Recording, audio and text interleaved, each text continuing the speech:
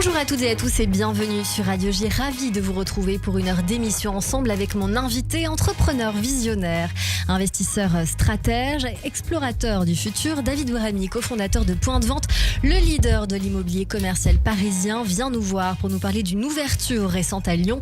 Il figure dans le top 100 Choiseul qui détermine les 100 personnalités de moins de 40 ans qui sont censées changer la France de demain. Mais il est bien plus qu'un chef d'entreprise, c'est une force créatrice, un bâtisseur d'écosystème, un homme en perpétuelle expansion.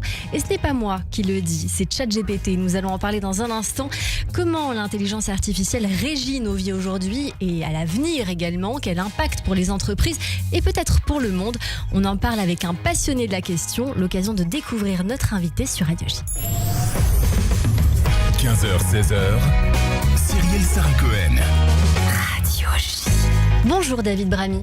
Bonjour Cyrielle Sarah-Cohen. Merci beaucoup d'être mon invité aujourd'hui. Ça fait très longtemps, j'ai envie de dire, que je cherche à vous recevoir dans cette émission. Je vous ai croisé dans la rue, je vous ai posé la question. J'ai même croisé votre associé. Je lui ai dit venez chez moi. On m'a dit pas tout de suite. Et donc c'est aujourd'hui.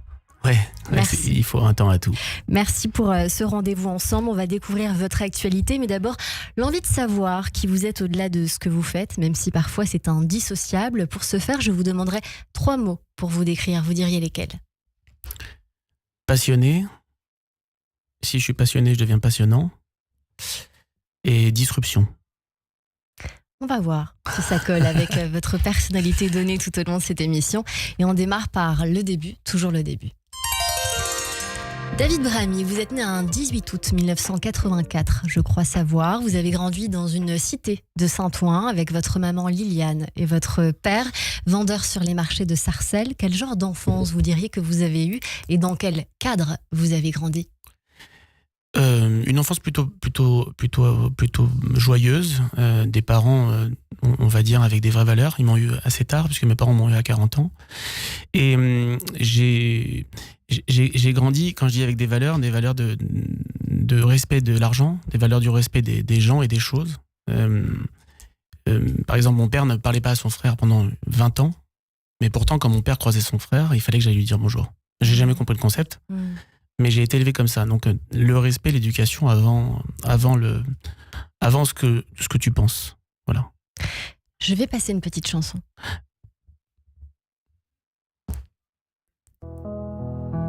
Premier amour, coup de poing dans la poitrine, cicatrice au cœur, je fais l'amour à l'adrénaline. On me dit ça ira, mais y'a rien qui va, c'est pas un pansement qu'il me faut, c'est une armure en Kevlar.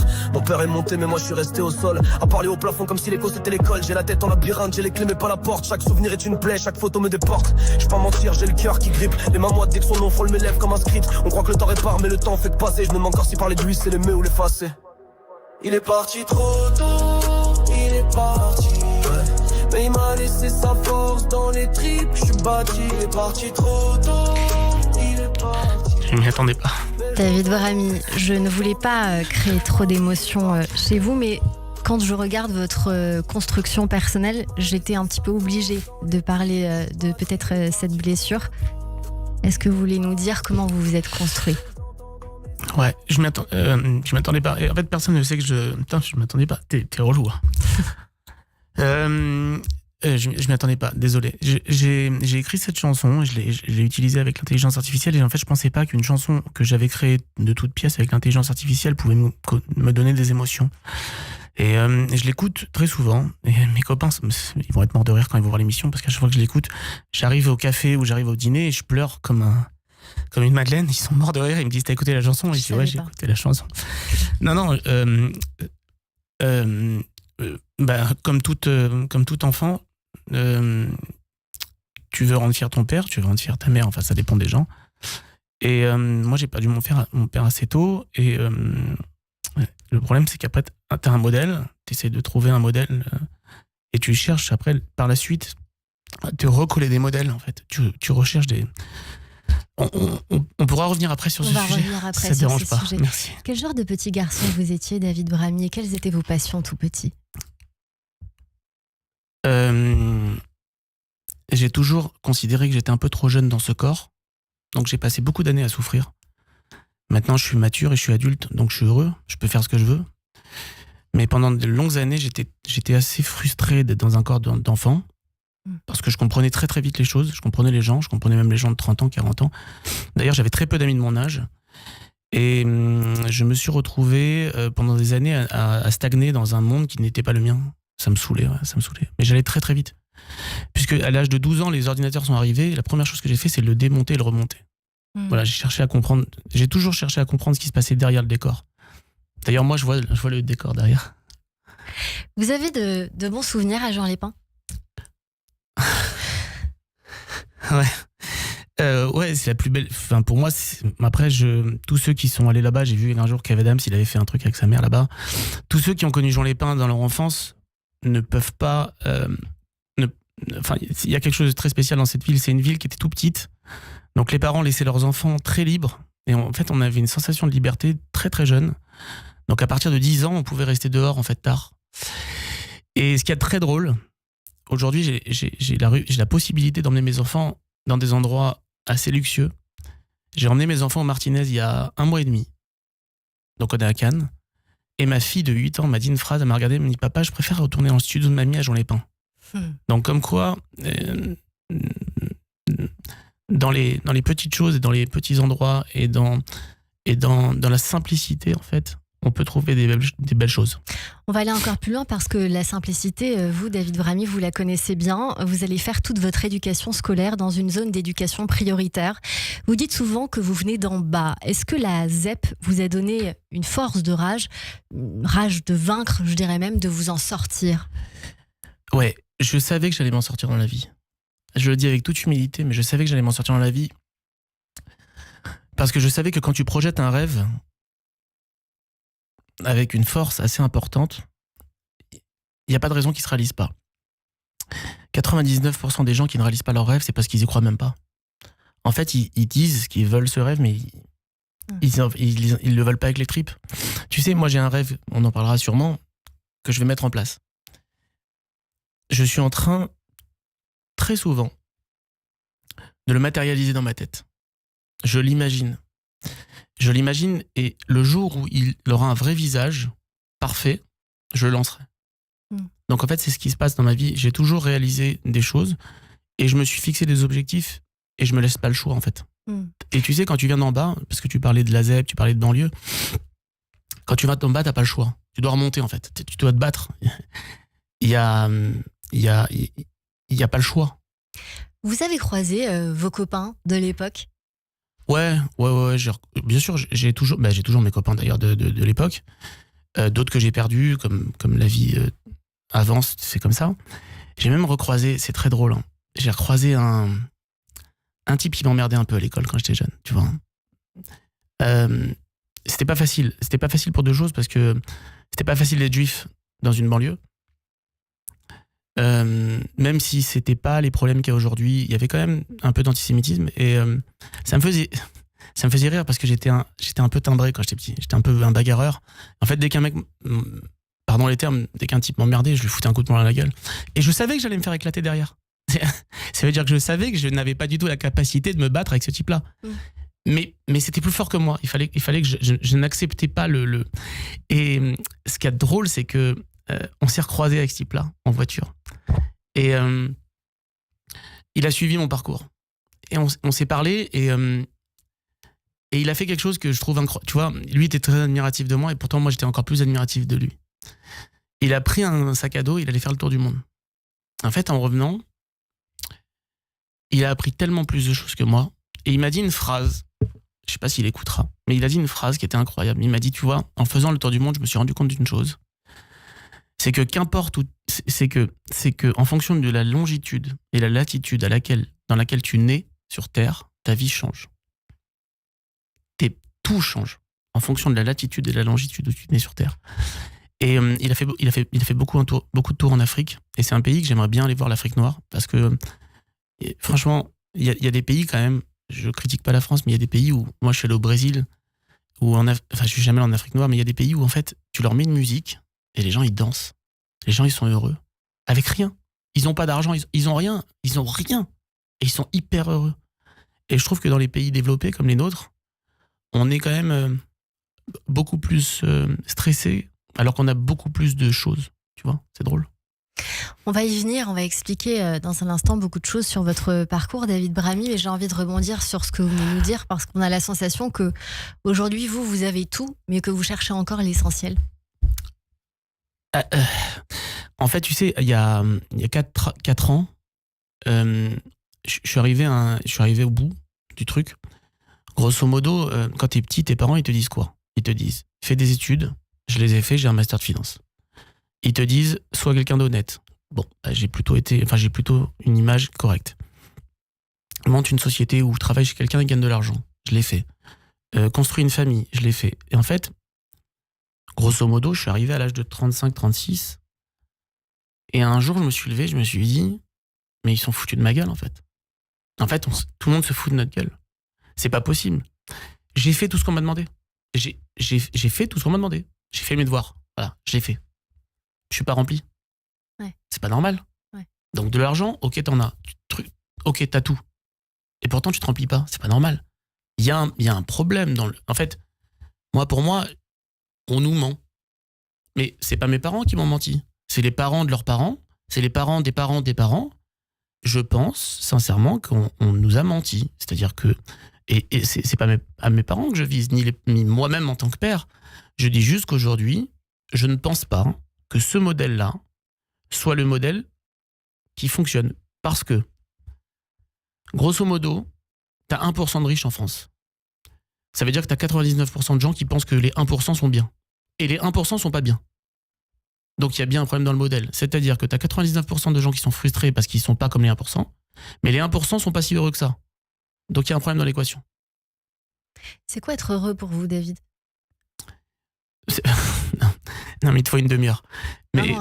Non, mais on va pas prendre une demi-heure sur ça, mais promis, on en parlera après, tous les deux. Je te le résume en un mot. Pour moi, être heureux, c'est pas moi, c'est écrit dans les livres sacrés. C'est celui qui est heureux de ce qu'il a.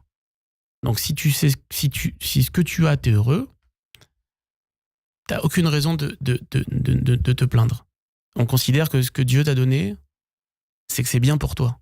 Si tu veux plus, si tu veux autre chose, c'est que t'as pas compris le concept de la vie.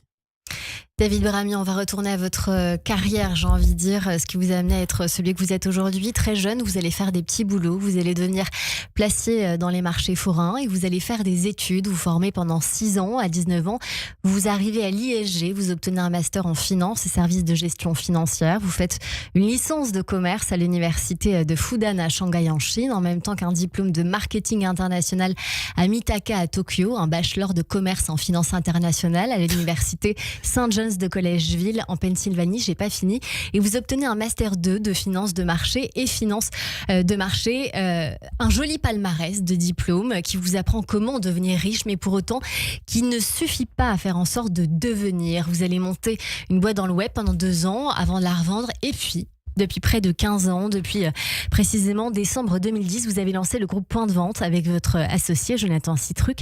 Comment est né Point de Vente ? Déjà, je voulais... Désolé, mais on dirait que ça fait très Serge Benamou. Ce que t'as fait, on dirait vraiment la vérité. C'est vrai ? Ouais. Diplômé de Harvard. Alors, comment on a monté ça avec Jonathan ? Alors déjà, Jonathan, mon associé, on est associés depuis 20 ans, même dans la boîte de web. C'est mon double, c'est mon bras droit, ou je suis son bras gauche. On est vraiment extrêmement fit. On a de la chance, on est associés depuis 20 ans et bon, on s'engueule comme tous les associés, mais on a de la rigueur, du respect et de la fidélité. C'est ce qui fait un bon partenaire pour vous ? Alors, ce qui pour moi fait la meilleure chose entre des associés, et si je dois te donner un conseil aux 2 gens qui veulent s'associer, le critère principal, c'est qu'il n'y en ait pas un qui veut prendre la place de l'autre. C'est-à-dire que lui, c'est quelqu'un qui est un peu plus discret que moi, qui est un excellent gestionnaire, qui a des idées qui sont exceptionnelles, et on va dire, il me laisse être celui que je suis, et moi je laisse être celui qu'il est. La deuxième chose, c'est énormément de respect. Il faut avoir du respect. Et la troisième, et qui le plus important, on n'est pas attiré par là, on n'est pas des hommes d'argent. C'est-à-dire que s'il y a de l'argent sur une table, et que c'est pas le sien ou que c'est pas le mien, je ne le prends pas. Maintenant, Point de Vente. Qu'est-ce que je peux vous dire sur Point de Vente ? Bah écoutez, comment ce projet est né ? Je crois savoir qu'il y a eu un constat de départ qui était commercialiser des biens. Invendable. Ouais. Non, en fait, alors si tu veux tout savoir, j'ai fait un master de finance. Et tu vois, les gens disent « Oh, j'ai pas de chance ». Ben moi, j'en ai pas eu de la chance. Et pourtant, j'ai transformé cet échec en réussite. J'ai eu mon diplôme en juillet 2008. J'ai eu un master de finance de marché en juillet 2008. En août 2008, t'as Lehman Brothers qui tombe. En septembre 2008, ou octobre, t'as Kerviel. Autant te dire que t'as passé toute ta vie, parce que là aujourd'hui j'en rigole, mais t'as passé toute ta vie à vouloir un diplôme de finance de marché et tu te retrouves au moment où t'as ton diplôme avec la plus grande crise financière de tous les temps. Bon, il n'y avait plus de taf. Voilà. Donc, j'avais déjà monté ma boîte avec John. Et il me dit, on va monter une agence immobilière. Et je lui dis, mais hors de question que je monte une agence immobilière. Attends, tu rigoles quoi? J'ai fait 5 ans d'études, moi. Je ne veux pas être agent immobilier. Et après un long débat, il s'avère que c'est un très beau métier. On avait 3 choix. Je voulais gagner de l'argent. J'ai pas de problème à le dire. D'ailleurs, je trouve que c'est trop tabou en France. Moi, je voulais gagner de l'argent et beaucoup d'argent. Et j'en ai gagné beaucoup. Et je suis fier de le dire. Et je trouve qu'on devrait tous être fiers de le dire. Ça ne devrait pas être tabou. Et je lui disais, alors, il y avait 2 choix. Le premier choix, on se lance dans la restauration. Et je me suis dit, si on se lance dans la restauration, on va se mettre à travailler au moment où les gens arrêtent de travailler. Donc, t'as pas de vie. La deuxième chose, c'était la finance, mais c'était fini. La troisième chose, c'était l'immobilier. On a un peu étudié le marché, on a rencontré quand on faisait les sites internet, on a rencontré un type formidable qui peut-être écoutera l'émission, qui s'appelle Yves Azogui et Patrick Saban, 2 stars de l'immobilier d'entreprise, de grandes stars. Et ils nous ont dit, les amis, il y a un marché qui n'est pas pris aujourd'hui, c'est le commerce parisien. Il y a quelques acteurs, et il n'y a pas encore un gros qui a pris le marché. On a étudié, et on s'est rendu compte qu'il n'y avait pas beaucoup de monde. Il vous a fait un cadeau. Cette information, c'est un cadeau. Alors, Cyrielle, je suis d'accord avec toi. Mais c'est ce que je disais ce matin avec mes collaborateurs. Je leur disais, les gens disent, ah oui, lui, il a de la chance. Il n'a pas de la chance. Il saisit les opportunités. C'est-à-dire que tous les jours, n'importe qui va écouter cette émission, tous les jours, devant vous, il y a des opportunités qui se proposent à vous. Mais vous ne les voyez pas. Ou vous ne voyez pas l'opportunité là-dedans. Donc oui, bien sûr qu'il nous a énormément aidés. Mais on a su saisir l'opportunité. On a su la prendre. Tu vois ce que je veux dire ? Et la faire démarrer. Depuis, vous êtes devenus ensemble leader de l'immobilier commercial parisien. Vous venez d'ouvrir une seconde structure à Lyon pour accompagner beaucoup de personnes, des commerçants, des restaurateurs, des enseignes, des porteurs de projets aussi, pour trouver les meilleurs emplacements possibles. Vous aidez les gens à se réaliser, David, dans leurs projets. Vous aidez aussi les clients à réaliser leurs rêves, comme vous avez réalisé le vôtre. On va y venir dans un instant. Mais vous aidez aussi vos collaborateurs à devenir de grandes personnes. Quelle est la première chose que vous leur dites? Quand je les recrute? Je leur demande leur qualité. Jamais leurs défauts. Ça ne m'intéresse pas les défauts. Et vous leur dites, je veux que tu gagnes ta vie autant que je gagne la mienne. Ah ouais. C'est ça? Ah ouais. Bah. Vous n'avez pas de problème avec ce que je dirais la concurrence? L'objectif pour vous, c'est que chacun puisse se dépasser. Moi, je trouve que la concurrence est saine. Enfin, quand elle est saine, parce que ça nous est arrivé qu'elle soit pas saine. Mais peu importe. J'aime quand la concurrence est saine. Et au contraire, la concurrence veut dire que le marché grossit. Parce que qu'est-ce qui fait que... si tu prends n'importe quelle société, si tu leur enlèves ses concurrents, elle arrête de développer. Au contraire. Regarde, même Google, le plus gros de tous les temps. Et ChatGPT, il est venu le bousculer. Et je te dis, en ce moment, chez Google, ça doit bosser. David Brahimi, j'ai énormément de choses à évoquer avec vous dans cette émission. Le programme est très chargé. Je vais essayer de concentrer au mieux. Je sais que vous recrutez des collaborateurs ici et à Lyon, que c'est assez récurrent. Qu'est-ce qu'il faut pour faire ce métier pour vous qu'est l'immobilier? Alors, chez les autres, je ne sais pas. Pour vous. Mais chez nous, ce qu'il faut, et c'est pour ça qu'on a plutôt réussi, il faut être humain, il faut avoir un côté humain, il faut avoir des valeurs. Nous, il n'y a pas de problème chez nous. Les gens ne se volent pas entre eux. Parce qu'on ne tolère pas ça. On a arrêté, il y a 4 ans, la numéro 2 du chiffre. On ne l'a pas arrêté parce qu'elle était numéro 2 du chiffre, on l'a arrêté parce que le problème, malheureusement, et ça arrive, l'argent peut monter à la tête des gens. Et on lui a expliqué que c'est pas parce que tu es numéro 2 que tu resteras chez nous. Donc on a arrêté avec elle, parce qu'elle manquait de respect à tout le monde. Donc voilà les valeurs. C'est-à-dire qu'ici, c'est pas une valeur d'argent. C'est vraiment une valeur humaine. Et on fait attention à ça. Donc, je peux te parler pendant des heures de comment un collaborateur fonctionne chez nous. Il y a un critère, être humain. Tu vois un truc qui n'est pas correct, tu le dis. Tu vois un conduit de cheminée qui est obstrué, tu le dis. T'embrouilles pas tu t'embrouilles. Tu sais quel est le meilleur moyen d'aller vite dans la vie ? C'est de dire la vérité. T'as pas besoin de réfléchir quand tu dis la vérité. C'est quand tu mens que t'as besoin de réfléchir.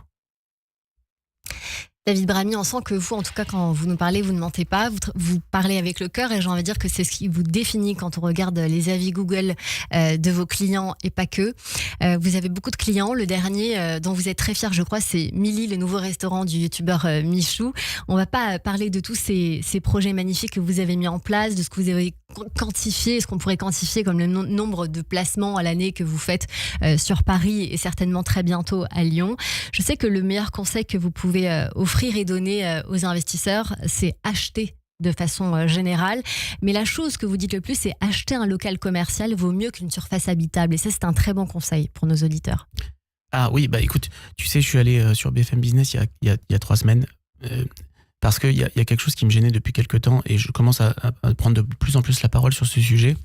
Il y a à peu près 5 critères ou 6 critères. Je te le fais rapide, mais grosso modo, aujourd'hui, quand tu achètes un appartement sur Paris où tu vas avoir une rentabilité de 3%. Si en plus tu retires la taxe foncière, tu vas finir à 2,5%. Dans le commerce, aujourd'hui, on est capable de vendre du 6,5, du 7. Qu'est-ce que ça change ? Bon, on a bien compris, ça multiplie par 2 la rentabilité. Mais qu'est-ce que ça change surtout ? Au lieu d'emprunter sur 15 ans, tu vas emprunter sur 7 ans. Donc dans 7 ans, tu es propriétaire à 100%, tu n'as plus de crédit. Il y a plein d'autres critères. Je ne sais pas si tu veux qu'on développe sur ce point-là. Ah bon, tu veux qu'on développe. Alors, tu as la taxe foncière qui est la charge du locataire dans les commerces, la taxe foncière qui est la charge du bailleur dans l'habitation. Tu as une période hivernale, une trêve hivernale dans l'habitation, tu ne l'as pas dans le commerce. Tu as, et ça c'est pour moi le plus important, mis à part la renta, c'est pour moi le plus important, tu as 1 mois de dépôt de garantie dans l'habitation. Tu peux aller jusqu'à 1 an de dépôt de garantie dans le commerce. Donc quand tu dois mettre 9 mois à mettre quelqu'un dehors, et que tu gagnes qu'un mois dans les mains, ça veut dire que tu as 8 mois qui sont plombés. Donc le choix, il est vite fait. Bah ouais, après c'est pas assez connu, je pense. Donc c'est pour ça que je milite pour ma paroisse. Vous faites bien de ma militer paroisse chez Radio J, c'est très drôle. Paroisse sur Radio J. Vous restez avec nous, on continue cette émission avec David Bramy, cofondateur de Point de Vente, leader de l'immobilier commercial parisien, qui vient d'ouvrir à Lyon. Dans un instant, on poursuit cette émission également avec mes chroniqueuses aujourd'hui sur Radio J. Et dans un instant, juste avant que l'on revienne, c'est le rappel des titres en direct sur Radio J.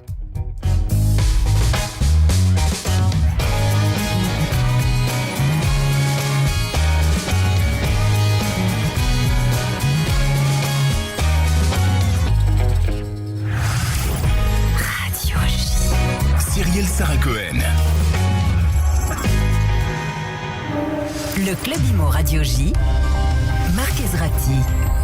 Bonjour, c'est Marc Ezrati. Je vous retrouve tout à l'heure avec le Club Imo à 16h05 sur Radio J.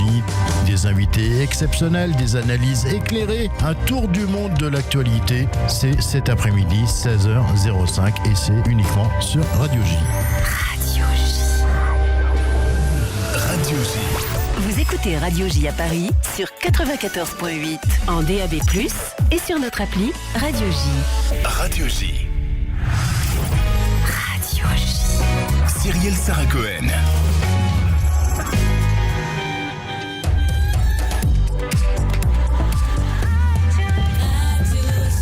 – 15h30 sur Radio J. Bonjour et bienvenue. Tout de suite, le rappel des titres avec Etanit Belaïch.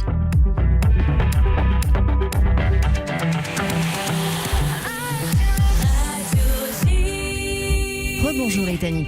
Rebonjour Cyrielle, bonjour à tous. Le cessez-le-feu entre Israël et l'Iran est désormais en vigueur, assure le président américain Donald Trump. Il avait précédemment déclaré que l'Iran et Israël avaient chacun violé le cessez-le-feu adopté ce matin.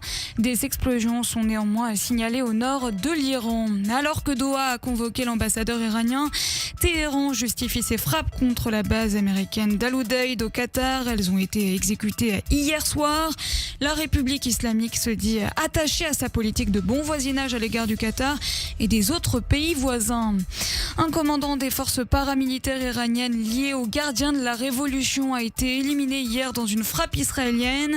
C'est ce que rapportent cet après-midi les médias iraniens. Un avion militaire français s'est posé ce matin sur l'aéroport Ben Gurion à Tel Aviv pour transférer vers Chypre des ressortissants français ou binationaux vulnérables qui souhaiteraient quitter Israël. Le vol s'adresse aux concitoyens qui se sentent menacés par les frappes iraniennes selon l'état-major. En France, Boris Vallaud, le chef de file des députés socialistes, annonce qu'une motion de censure va être déposée contre le gouvernement après l'échec des négociations sur les retraites. Enfin, vous l'avez certainement remarqué, après les températures chaudes de ces derniers jours, une nouvelle vague de chaleur s'invite en France. Un copieux 38 degrés est notamment recensé dans le sud-ouest. Demain après-midi, les températures devraient atteindre 36 degrés en région parisienne ainsi qu'à Strasbourg. Elles iront jusqu'à 40 degrés en Auvergne. Et merci beaucoup, Etani de Belaïch. On vous retrouve à 16h pour le journal complet. Tout de suite, une très courte pause et on poursuit notre émission avec David Bramy et mes chroniqueuses sur Radio J. Le Club Imo Radio J, Marc Ezrati. Bonjour, c'est Marc Ezrati.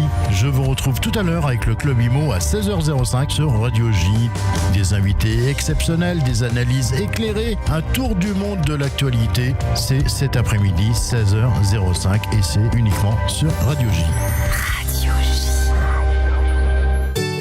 Bonjour, c'est Ilana Ferradian. Vous connaissez ma voix depuis une dizaine d'années maintenant, mais pas forcément mon histoire. Cette histoire, j'ai décidé de vous la raconter sans filtre, à travers mon livre « 7 ans à t'attendre, journal de bord d'une PMA ».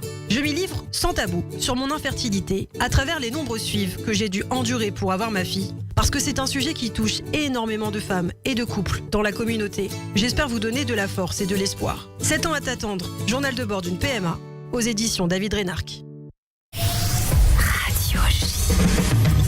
Radio J. 15h-16h. Cyrielle Sarah Cohen. Du lundi au jeudi. De retour en direct sur l'antenne de Radio J. Merci de passer votre après-midi avec nous jusqu'à 16h avec mon invité aujourd'hui, David Bramy, cofondateur de Point de Vente, leader de l'immobilier commercial parisien qui vient d'ouvrir à Lyon aujourd'hui. David, on disait, vous êtes un leader d'entreprise. Qu'est-ce que vous dites à tous ceux qui veulent entreprendre aujourd'hui en 2025 ? Qu'il faut foncer, qu'il faut pas réfléchir, qu'il faut foncer. Au pire, vous vous tromperez. Récemment, vous avez organisé des journées de coaching ouvertes à tous pour que chacun prenne conscience de ses pleins pouvoirs, je dirais. Vous avez une grande foi en l'humain, c'est ce qui vous définit, vous le placez au centre. Et vous voulez aller, je crois, encore plus loin aujourd'hui avec ce que je dirais peut-être un concept qui s'intitule les 6 millions. Est-ce que vous voulez nous en parler ? J'avais pas fait. Ouais, c'est pas encore complètement fini, je te disais dans ma tête, mais on en parlait tout à l'heure. Mais grosso modo, j'ai une stat qui est assez simple. T'as 6 millions, aujourd'hui 6 millions, c'est le nombre de chefs d'entreprise ou d'entrepreneurs qui sont un peu seuls, on va dire, d'accord, qui ont des sociétés, qui peuvent avoir plein d'employés, mais qui sont pas associés, donc ils se retrouvent seuls. Sur une stat qui est sortie dans le Figaro, qui est assez édifiante, 88% de ces chefs d'entreprise ont déclaré avoir eu dans leur carrière un épuisement mental. Et tu as 33% qui ont déclaré faire un burn-out. C'est pas normal. Alors, quand je regarde les réseaux sociaux, quand je regarde la télé, tu as 99% du temps, ouais, moi je vous explique comment devenir riche, moi je vous explique comment devenir exceptionnel, moi je vous explique comment devenir... Ok, mais comment tu m'expliques comment ne pas être mal ? Comment tu expliques comment ne pas m'épuiser mentalement ? C'est ça qui m'intéresse. En fait, j'en ai marre des bullshit, excuse-moi. Mais en fait, grosso modo, aujourd'hui, si tu as 88% des chefs d'entreprise et des entrepreneurs qui te déclarent être en épuisement mental, c'est qu'il y a un sujet. Ouais. Eh ben, je trouve qu'en France, on a un problème. On n'ose pas dire quand on va pas bien. Moi, j'ai pas de problème à le dire. Je me suis retrouvé dans des conférences, je me suis retrouvé dans des grands dîners d'affaires. J'ai même déjeuné à l'Élysée. Où j'ai pas de problème à dire que j'ai eu des épuisements, j'ai fait un burn-out, donc je suis passé par là. Et t'as beau être, d'ailleurs le burn-out, souvent on le fait quand on est au top, c'est assez drôle. C'est pas quand c'est souvent quand t'as atteint ton objectif. Et ce que je veux dire par là, c'est que je suis en train de réfléchir à monter un collectif totalement bénévole. Je compte pas gagner d'argent, j'ai rien à vendre. J'ai pas de produit miracle et j'ai rien à gagner. La seule chose, c'est de me dire comment je peux aider des gens qui sont seuls, qui ne peuvent pas parler à leurs employés, parce que tu te vois, toi, aller dire à un employé je vais pas bien. Ok. Qui peuvent pas parler à leur femme, ou 1 sur 2 peut parler à sa femme. Tu peux pas parler à tes enfants, tu peux parler à ton banquier, tu peux parler à tes investisseurs. À qui tu parles ? Donc les mecs se renferment en eux-mêmes. Alors moi, j'ai pas vécu ça. Moi, j'ai de la chance, j'ai un associé. Mais les gens se renferment et en fait, ils ont plus d'échappatoire pour parler. Et donc en fait, tout le monde veut devenir entrepreneur aujourd'hui. C'est ce que j'expliquais hier dans le live. Aujourd'hui, un élève qui... Tu sais, je suis mentor parce que je voulais pas... À HEC et Polytechnique. Ah d'accord. et aujourd'hui, les gars d'HEC et Polytechnique, tu leur dis ils veulent être employés, ils te disent employés, mais même pas en rêve. Aujourd'hui, ils veulent tous monter leur start-up. Donc si tu considères qu'ils veulent tous monter leur start-up, ça veut dire que ce chiffre de 6 millions va encore augmenter dans les années à venir. Ok, il faut absolument, je vais faire court, il faut absolument que je trouve des gens. Donc j'ai appelé pas mal de gros entrepreneurs français. Tu sais, je travaillais beaucoup avec Maurice Lévy pendant un moment dans son association. J'ai appelé beaucoup d'entrepreneurs français, je fais des déj en ce moment, et j'essaie de réfléchir à comment lancer un collectif simple. Il n'y a pas de tête d'affiche, j'ai pas envie qu'on dise les 6 millions c'est David Bramy. Je veux pas de ça. Les 6 millions c'est 6 millions de personnes. Il y aura des ambassadeurs, il y aura des gens qui vont développer le truc avec moi, et je veux qu'on prenne le type qui est seul, qui a son entreprise dans la Drôme et qui a 50 employés et qui a 2 doigts de faire un burn-out, qu'on le sorte de là. Ou en tout cas, qu'on puisse le rassurer. Et si tu savais le nombre de messages, mon téléphone a explosé hier parce que j'ai parlé de ça devant. Vous étiez en live, en direct, sur le direct de Hakim Bellotman, qui est un très grand entrepreneur. Vous disiez, la réalité d'un entrepreneur, c'est plus d'échecs que de réussites. Et Hakim, vous répondez, on n'apprend rien d'une réussite, mais des échecs. Vous êtes d'accord avec lui? Mais en fait, le type qui te dit pas ça, c'est pas un entrepreneur. Un entrepreneur, et j'en connais, et des vrais entrepreneurs, hein. Pas ceux qu'on voit hier, je sais pas si t'as écouté, mais je parlais de ça. Pas ceux qui te disent qu'ils ont gagné des millions d'euros et qu'il faut investir dans Dubaï ou des trucs comme ça, alors que le type, il vit dans un studio et il est encore chez sa mère. Bien sûr. Non, je te parle du vrai entrepreneur, le type comme moi, le type comme Hakim, des types qui ont connu des dépôts de bilan, qui ont pris des tartes, qui ont eu des déceptions, qui ont eu des couteaux dans le dos. Des types, et comme il a dit Hakim, il a dit c'est les échecs qui nous font évoluer. David Bramy, j'ai envie qu'on parle d'autre chose qui est l'intelligence artificielle. Et vous allez voir où je veux en venir, corrigez-moi si je me trompe. Parmi vos grandes passions dans la vie, il y a vos enfants, le paddle, l'humain, les amis, les voyages, l'intelligence artificielle surtout. Vous passez 2 heures par jour sur ChatGPT. D'ailleurs, vous étiez récemment intervenant au Paris IA Imodé à la Maison de la Mutualité à Paris. Il y avait beaucoup de professionnels du secteur. Qu'est-ce qui vous passionne d'abord dans cette invention qu'est ChatGPT? On va comprendre pourquoi je vous parle de cela. Ok. Déjà, je vais commencer par une stat. J'adore les stats. J'ai fait un master de finance et j'ai un bac S. Voilà. Grosso modo, il y a déjà quelque chose qui est édifiant. Quand ChatGPT est arrivé en France, 6 mois après, je vais te donner le taux d'adhésion. En Inde, il était de 23% de la population. Aux États-Unis, 17%. En France, 7%. Donc déjà, il y a un gros problème chez les Français. C'est-à-dire que tu as une nouvelle technologie qui arrive qui est révolutionnaire, mais je pense qu'on ne prend pas conscience à quel point... On est méfiant. Ok, c'est bien, mais de toute façon, on était méfiant de l'iPhone.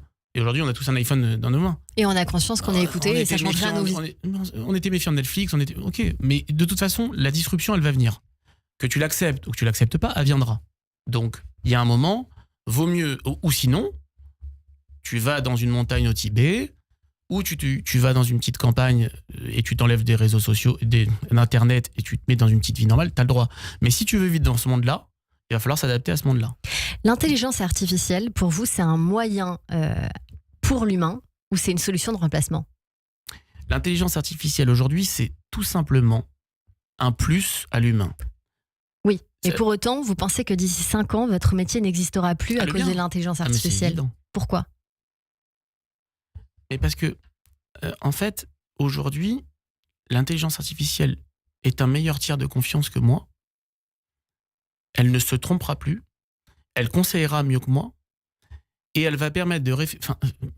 agent immobilier, c'est un métier qui n'existera plus, c'est certain, parce que... Mais c'est pas grave, hein, attention, je vais expliquer après derrière. Oui, parce que vous êtes sur le coup d'après, David. Oui.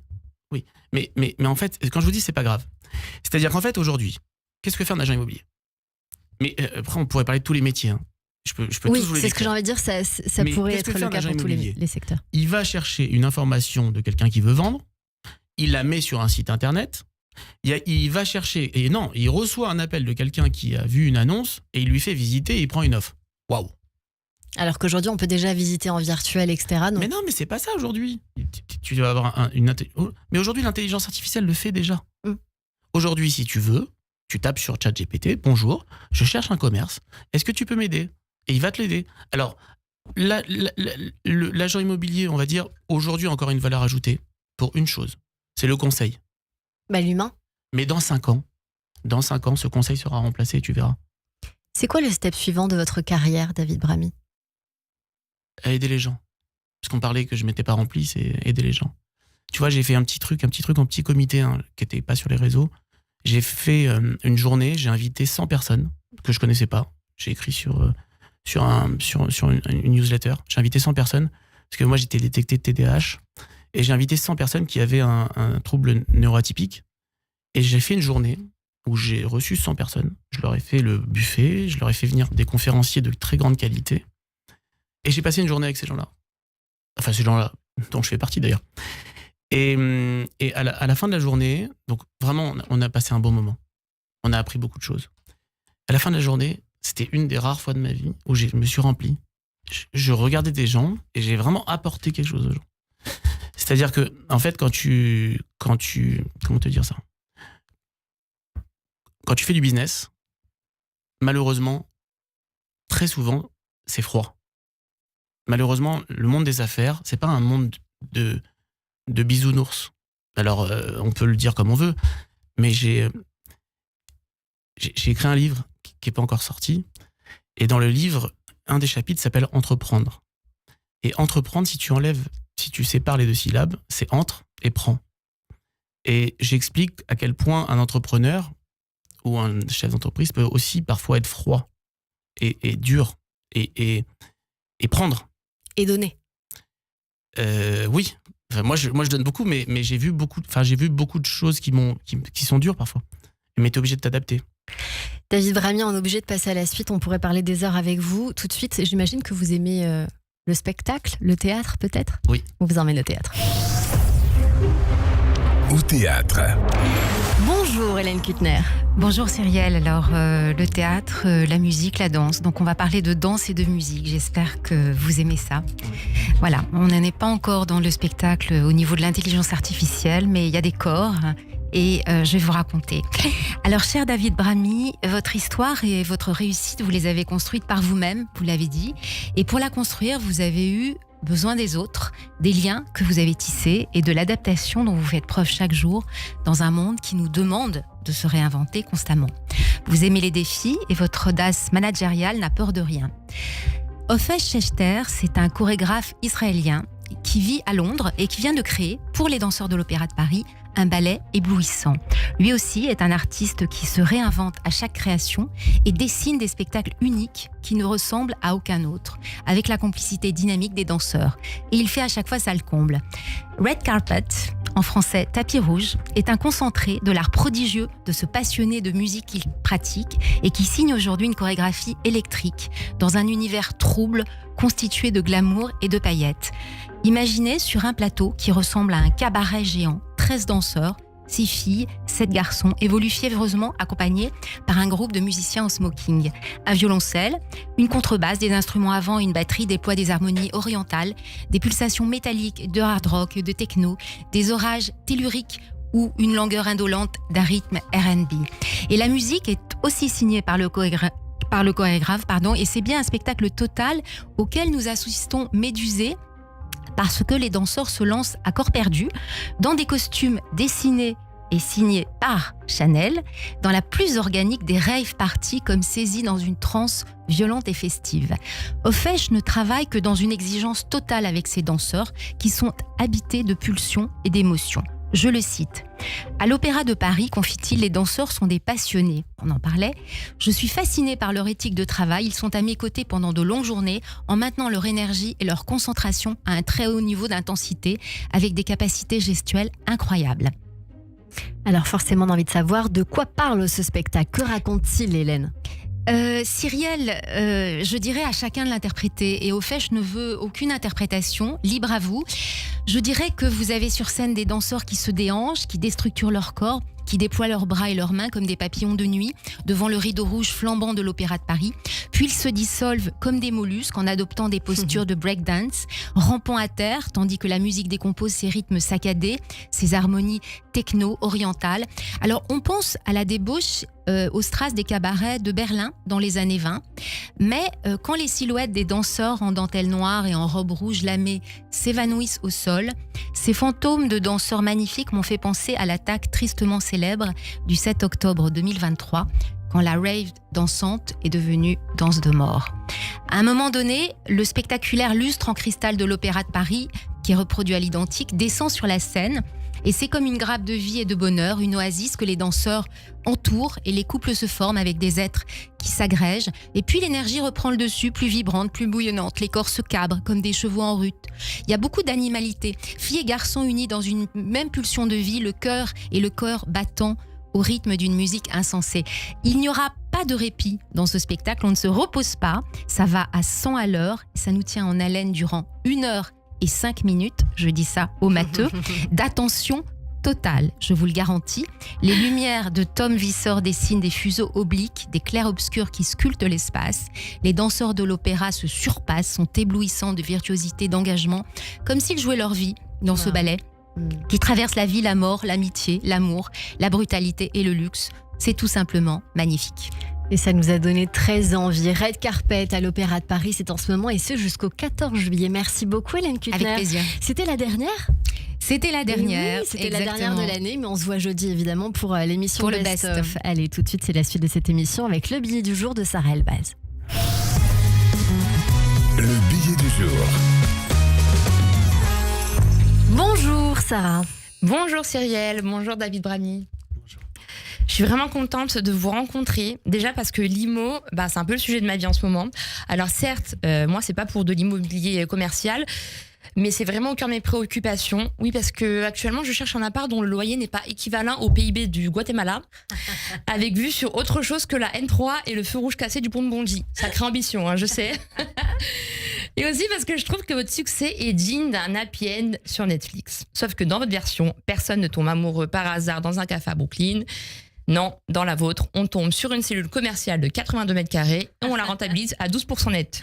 C'est une autre forme d'amour, après tout. Ce que j'aime dans votre parcours, monsieur Brami, c'est que vous êtes la preuve qu'on peut partir de banlieue et devenir une figure incontournable du paysage immobilier.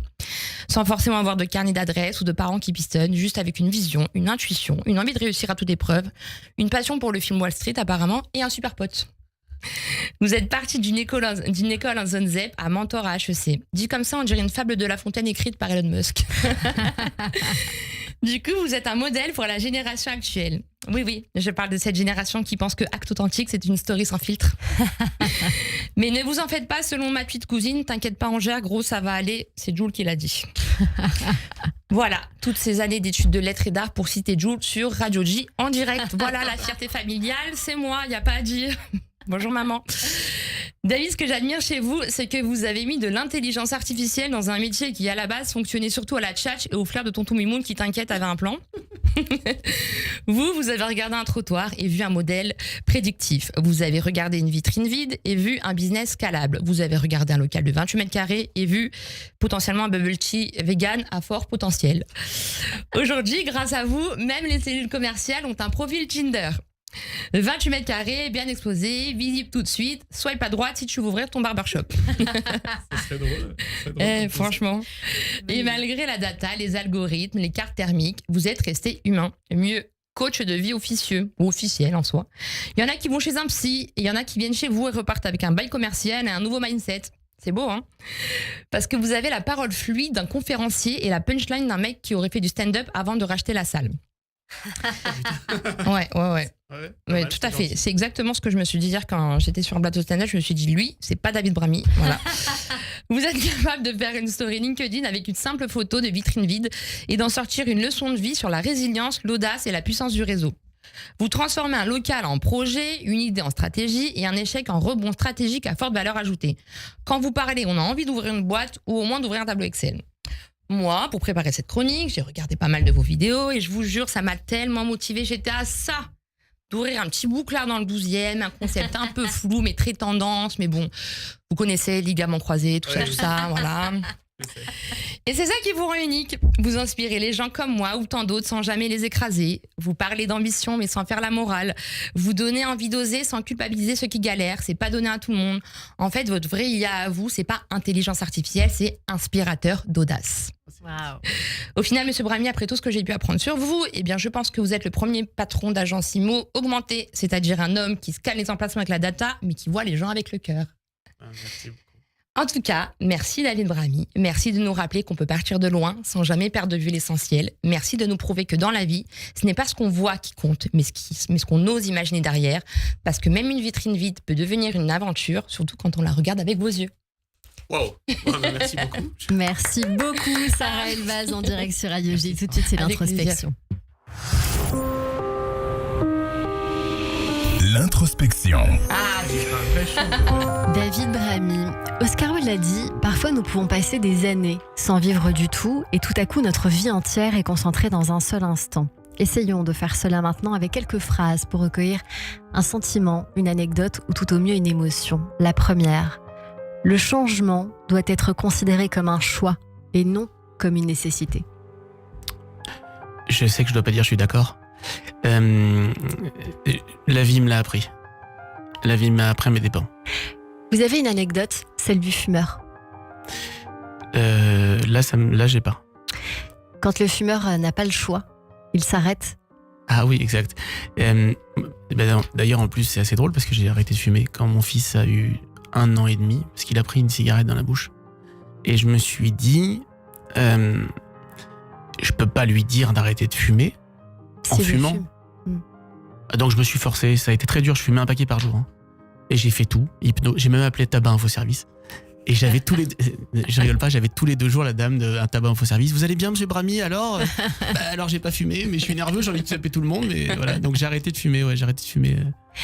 Une autre phrase. Pensez-vous que nous avons tort d'avoir raison trop tôt? C'est très dur à vivre. C'est dur à vivre d'avoir raison avant les autres. C'est très dur à vivre d'être visionnaire ou d'avoir une vision en tout cas plus précoce. Tu vois, quand je te dis que l'agent immobilier n'existera pas dans 5 ans, 90% des gens ils se disent qu'il est taré, ce mec-là. Mais c'est comme ça. C'est une bonne chose. Le savoir, c'est le pouvoir. Ouais. Alors je vais te dire autre chose. Le faire savoir est devenu pouvoir. C'est plus le savoir. Bravo. Ce qui compte, pour terminer, ce n'est pas l'arrivée, c'est la quête. Ouais, bah oui, parce que je regarde, j'y suis arrivé et je t'ai dit que j'étais pas si content de ça. Je pense que c'est le chemin, ouais. D'ailleurs, il y a un prof d'une école que j'aime beaucoup, où je donne des conférences, qui s'appelle l'ESPI, une école immobilière, qui m'a dit une phrase un jour que j'ai trouvée exceptionnelle. Il m'a dit, moi, quand je pars en vacances, je suis en vacances à partir du moment où je sors de chez moi. Et tous, on oublie qu'en fait, c'est les vacances, en fait. L'avion doit être les vacances. Le taxi sur la route, c'est les vacances. En fait, on se sent en vacances une fois qu'on se met sur le transat, mais c'est faux. On devrait prendre du plaisir sur toutes les étapes des vacances. Merci David Bramy.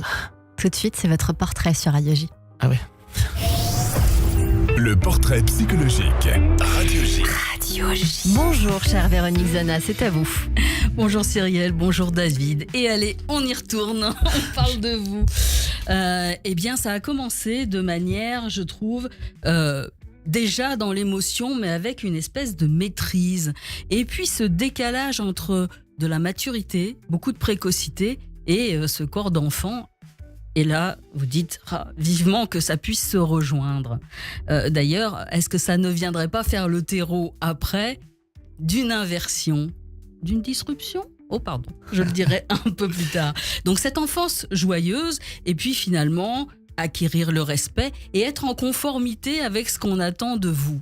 Alors vous avez pris le fait de le dire, de le faire, et puis très régulièrement vous dites « Oui mais j'avais pas le choix, ouais mais j'avais pas le choix ». Et finalement, ce choix, vous l'avez pris ensuite, de faire autre chose de cette vie, de ce diplôme, de ce qui arrive à quelque chose qui est en échec. Alors comment rebondir et réinventer? Et ça, vous avez chopé la manière d'y aller. Alors, qu'est-ce que vous faites après ? Vous explorez. Vous dites, mais on m'avait menti, c'est pas du tout comme ça que ça marche, le bonheur et tout ce qui vient autour. Et ça, j'avoue que ça m'interpelle un peu. Je me demande d'où vient cette question sur le mensonge. À quoi elle se source ? Qu'est-ce qui fait que dans votre idéal, vous êtes comme ça, sur une croyance, sur une conviction de tout ce qu'on dit, il faut aller jusqu'au bout et c'est forcément vrai. Et vous arrivez avec un autre éclairage. Parce que par contre, ce que vous ne ratez jamais, c'est ce côté de l'humain. Ça, c'est important. C'est ce qui rassemble, c'est ce qui permet de construire et de ne jamais lâcher le fil d'être parmi les autres. Alors, l'argent, bon, c'est plaisant. Un coup, vous dites, vous n'en voulez pas. Et puis, finalement, vous en avez beaucoup. Mais l'argent, finalement, ça n'est jamais qu'un moyen de communiquer et d'en faire quelque chose. C'est un langage, au fond, même si vous êtes un homme de chiffres. Et vous êtes sorti de l'impératif de faire de l'argent pour de l'argent. Alors, moi, j'avais envie de vous proposer un petit peu d'autres mots que passionné, passionnant et de la disruption. Bien sûr, sensible, qui ne l'a pas entendu, idéaliste, et puis plein de désirs. Forever young now. Merci Voilà. beaucoup. Merci beaucoup, Véronique Zana, pour ce portrait sur l'antenne de Radio J. On se voit jeudi, évidemment, et on se voit demain aussi. Mais oui, on ne se quitte pas. À demain sur Radio J.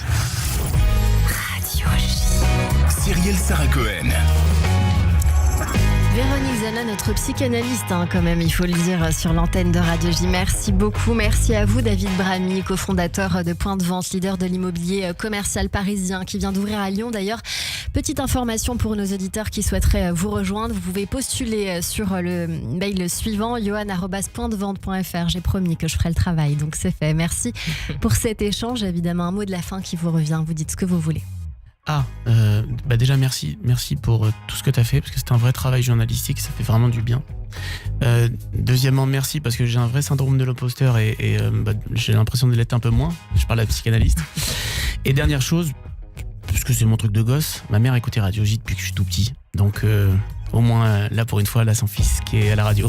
On embrasse très fort votre maman. Merci à toutes et à tous de nous avoir suivis et rendez-vous demain dès 15h sur Radio J.